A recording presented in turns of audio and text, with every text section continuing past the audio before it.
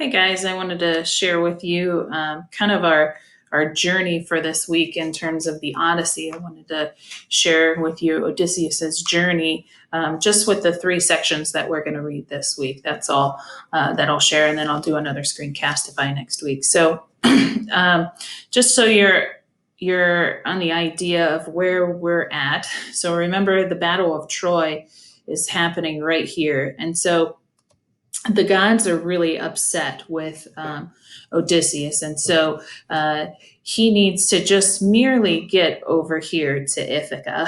But since the gods are so upset with him, they're going to send him on a 10-year journey. So not only has he been gone for 10 years through the Battle of Troy, but unfortunately he ends up on a 10-year journey. So he will be gone a 10-year journey through home. He will be gone for a total of 20 years.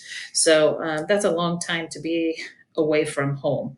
So this map is going to indicate all the locations that Odysseus is going to be at, 1 through about 16.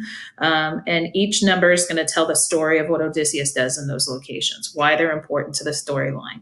So we're here at Troy, and Odysseus is, of course, one of the main reasons that the gods are upset is because he came up with the idea of the Trojan horse. So this is where his cleverness kind of originates. And Odysseus uses his skills to kind of get him in and out of these situations. So after the war is over, he wants to get back to Ithaca, which is right here. Of course, it seems like an easy journey, but if you look at everything, notice that the gods, are obviously going to make it very difficult on Odysseus and his men. So after he leaves Troy, he goes to this island up here. This is where part one begins, and this is sailing from Troy. And so 10 years after the Trojan War, Odysseus departs from the goddesses Calypso's island, and this is where the story kind of begins in the middle. And he arrives on this island by the name of Phaeacia, ruled by Alcinous. And Alcinous, he offers a ship to Odysseus and asks him to tell him of his journey. So on this island, this is kind of the second stop during Odysseus's travel. Odysseus knows that he's going to have to be kind of swift here. He's going to have to be quick.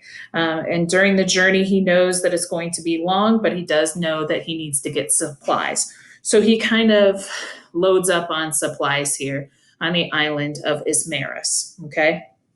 So during the trip, he encounters these creatures called the Cyclops, and they were on the side of the Trojans, so they know that Odysseus means no good. He's bad news bears. So as he's raiding the city, and these people, the Cyclops, come on their horseback and they attack Odysseus and his men. And they kill about 72 of Odysseus's men. They actually say they kill about 6 benches. Now, if you think of a ship, they would have to row it by oars, and so there would be roughly about 12 men per bench. Okay, so there they leave. So they go then on a little bit of a long journey around Greece here, and he actually passes his home. But remember, the gods are going to prevent him from returning home. They need to go on this long journey. So they go down here to the Lotus-Eaters. And I want you to think of a lotus flower. It kind of looks like a lily pad, but it has a flower on top. So the next stop on the land of the Lotus-Eaters, Odysseus and his men are greeted by people who offer them this mysterious snack, which is the lotus flower. So the snack begins to kind of overcome his crew, and they decide to partake in their offering. Now, when a person eats one of these flowers, they begin to forget anything and everything.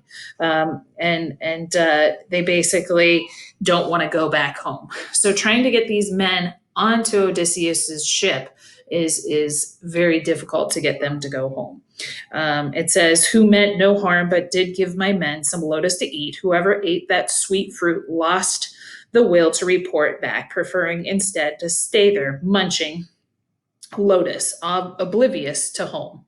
So they don't want to go home once they eat of this flower. Okay, so Once they leave the Lotus-Eaters, they go up to Sicily. And Sicily is the island that's at the very end of Italy. It's like the boot is kicking Sicily, the island. And this is where they land on the Cyclops. The Cyclops is one of the longer sections of the reading that you'll read this week, but it's probably one of the more entertaining ones here. So Odysseus and his men arrive on the island of Sicily, and they're encountered by the Cyclops. His stop here is really kind of the fourth on his stop, and it shows where he is the most clever. And his men find a large cave, and they decide they're going to go into it and adventure into it. And there they meet these giant creatures called the Cyclops. Of course, the Cyclopses, they only have one eye. So the one Cyclops that meets them when they return to this cave is one by the name of Polyphemus. Now, what you need to know about Polyphemus is he is actually the son of Poseidon, who is the king or the god of the ocean. Okay, so when Polyphemus enters this cave with his herd of sheep, he actually rolls this large rock over the entrance and he traps Odysseus and his men. So Polyphemus kills many of Odysseus's men, but Odysseus decides that he needs to do something so that no more of his men are killed. So he decides that he's going to give Polyphemus this wine, and it's going to make him super drunk. So Polyphemus thanks Odysseus, asks him what his name is, and this is where Odysseus becomes very clever. And he says his name is Nobody. Odysseus knew this was kind of a good time to catch Polyphemus off of his game, because eventually he ends up actually stabbing Polyphemus in his eye with a sharp weapon. And so because Polyphemus at this point is the only one that is able to roll the stone away, he doesn't want to kill Polyphemus, he just wants to injure him. So when Polyphemus rolls the stone away, he shouts to his other Cyclops friends that nobody has hurt me. So this leaves Polyphemus blind, but it allows Odysseus and his men to escape, because Odysseus is very clever. So he decides that he's actually going to tie the men underneath the sheep, and that is how they're going to escape. So that kind of takes us to our 4 stops. So you have Troy here, and they make their way up to the Cyclones, where they kind of stockpile them, and they kind of go down here to the Lotus-Eaters, and then they move their way up to the Cyclops. So that's pretty much where our journey is going to end this week. And then we'll pick up next week with a new screencastify to talk about that. All right, let me know if you guys have any questions. Keep up with the reading and keep up with any of the information like the anticipation guide and the vocabulary.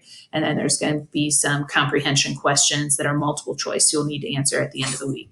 So good luck. Let me know if you need anything. See you later, guys. Bye.